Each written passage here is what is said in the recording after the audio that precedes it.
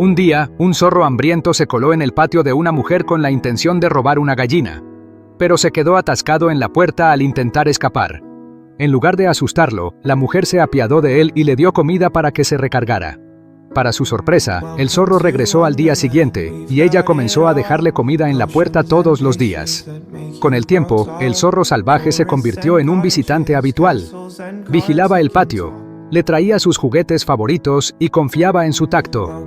Incluso la besaba suavemente en la mejilla y movía la cola con entusiasmo cada vez que la veía.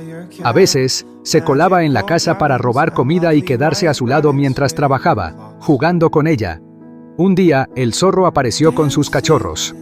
Los pequeños se acurrucaron en sus brazos, durmieron en su cama y exploraron la casa con infinita curiosidad.